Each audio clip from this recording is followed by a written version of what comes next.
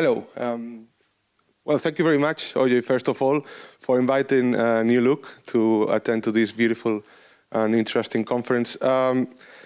For those who didn't realize, I'm not English, I'm Spanish. 2:30 p.m. for Spanish is really difficult time, you know. So, sorry, first of all. Well, New Look. New Look, I think most of you have a New Look store in your city towns. Our headquarters is in Weymouth, which is in Dorset. I think Dorset is here, right, as well? Yeah. We are proud of a Dorset company. Never. When I arrived to the UK 1.5 years ago, it's like, well, you have to go to our headquarters in Dorset. And okay, so I took the train. It's 3 hours south, and it's a beautiful place I found there. We are very proud of being from there. New Look is 50 years story. Now we have been through very good times, harder times, and now, of course, as you all know, the retail in the UK particularly is going through uncertain moments due to many different reasons. But well, we are trying to adapt. Still 10.5 million women shopped last year in New Look. So we are quite well established and recognized brand in the UK. The other day I was in the internet looking about this presentation, and I found this picture. Basically, what for me was really interesting was to see that the environmental messaging has changed over the decades and has now I think it's really complicated, to be honest. It's really complicated. Yeah, just at the beginning, when I was born in the 80s, in the year 86, so was just put the bottle into the bin, and then you are an eco-warrior. But then you have to recycle, and then you have to, reduce the carbon footprint. What is that? What's the carbon footprint? And then restructure the global economic system, and we saw Greenpeace speaking about, Greenpeace is not here, I think, well, about if you are an eco-warrior, you need to be communist or something. Well, I don't believe you have to be a communist. I mean, I think capitalism is the answer as well. And we will see why I believe that. At the same time, our customers are receiving a lot of messages around Extinction Rebellion, Greta Thunberg.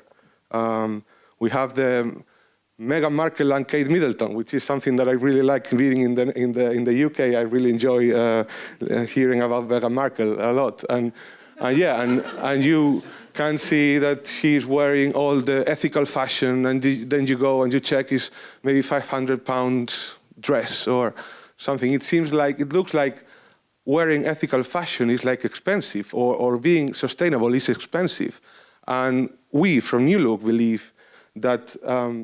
Sustainability is not about price. Sustainability is not for the wealthier, right? Actually, we did some. Our customer insights team did some research about, what our customers believe about sustainability. Well, sorry, you hear me well, right? What our customers think about sustainability, and one of the main conclusions is this one: is like our customers believe that sustainability, that is very expensive, and that they cannot afford to be sustainable. Well, that's not really true. We share a lot of factories with the likes of Tommy Hilfiger, or with Stella McCartney even. So it's not about cost. It's about being efficient. It's about it's about being efficient on the processes and also on the materials. So, like a year ago, we released our strategy, which is called New Look Kind. We know fashion industry is really polluting. We know we have a huge responsibility in many different areas of the supply chain. First, in the sourcing regions, so China, Bangladesh, etc. But then, of course, we have responsibility in the places where we sell our stuff, where your towns and your cities. So that's why we came up with this new look kind. The name was because our customers like the word kind and also the word future, so let's put it together. So okay, so our marketing team did a very good job there. I mean, they are really great. So it's really difficult for a sustainability team. Kate is here with me today.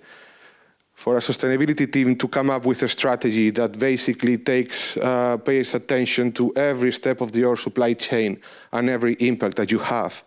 I don't know if any of you knows about this building collapse, the Rana Plaza, right? It was a disgrace for all the industry, but I have to say it was really necessary in order for the industry to wake up, like what is happening in your supply chain. But it's not just about the social conditions, because social conditions, I think all the industry are quite aligned on that. We are members of a lot of working groups, and we are having a great real impact on the supply chain. But it's also about biodiversity. It's the second time I see in these conferences a picture of an orangutan, but I mean, it is. I don't know if you know that viscose, which is the third most raw material of fashion, is coming from trees, and we need to know where the viscose is coming from. Otherwise, all the biodiversity that's held in by forests can disappear. But it's also about water, about chemicals, about cotton and pesticides. It's a huge issue now in India with the cotton and the pesticides being used by farmers. And as I said before, I mean, we do have a negative impact, but, and I always tell this to all the NGOs we meet and all the groups that we are, without fashion, a lot of countries like Bangladesh, Pakistan now, Myanmar, well, what they would do? I mean, it's not like we go out from Bangladesh, then Bangladesh will become the next Silicon Valley of Asia, right? So we do have a positive impact in the countries where we operate. And it's our mission to defend these people working in our supply chain. So why a fashion company, and New Look particularly, we need a sustainability strategy? It's not just about the environment. I mean, it's also about attracting new customers. We had a very nice conversation before this one, what new consumers think about sustainability. So it's about attracting new customers. It's about the brand equity and reputation that we have in the high street, investors as well. And it's about improving the efficiency of processes. Katie is working on circular economy. It's a word that I didn't hear a lot today, but for us it's really key, the circular economy principles. We are saving and doing a lot of money out of plastic or cardboard, for example. Therefore, taking that into account, we build this strategy that takes into account supply chain, sustainable sourcing, people and culture, circular economy, and climate change.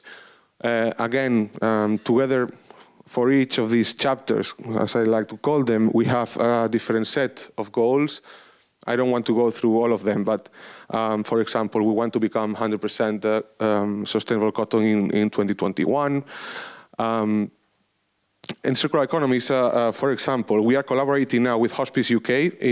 We are now in 50% of our stores, around 60% of our stores are collaborating with Hospice UK in a very local partnerships. So the store in, for instance, Nottingham will collaborate with the Nottingham Hospice stores. So our customers can go there and can donate their garments, receive a voucher. So there is one important thing. I know M&S, Zara, and others, they have a container to donate their clothes at their stores. We don't want to do that for one reason. The hospice, they like people going to their stores because they will, this increase the footfall, and for them it's also very important. So that's why we are collaborating and we are telling our customers to go to the hospice stores. Packaging is also, in the previous presentation, it was one of the main topics, right? Packaging for us is key.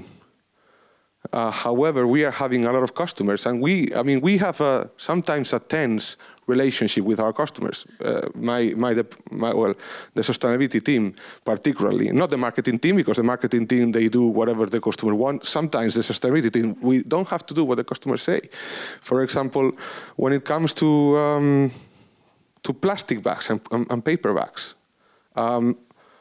Paper bags, as some of you know, are much more, how you call it? They have more impact, environmental impact, than plastic bags. The other day, it was 5 months ago, I was with one person from the government of Wales, and I mean, the accent was a little bit funny, the accent of Wales, I have to say, because sometimes, but I was trying, at the same time he was trying to me, I said, okay, what is he saying? Okay. And he was saying, well, Antonio, I'm not going to an accent, right? But well, Antonio, why you are putting taxes on plastic bags when you know plastic is more recyclable, it has less environmental impact than paper bags? And the answer that he gave me is, well, our people is not there yet. So what does that mean, that our people is not there yet? So it's a tense relationship with our customers. And of course, I mean, when I say sustainability is not more expensive, it means that we have to do the effort for our customer not to receive the price that we are getting. For example, organic cotton is around 10% or 15% more expensive than conventional cotton. However, we do what we have to do in order for the garment, because the people at the end, you buy garments, you don't buy cotton fabric. So we try to work hard in order to get that.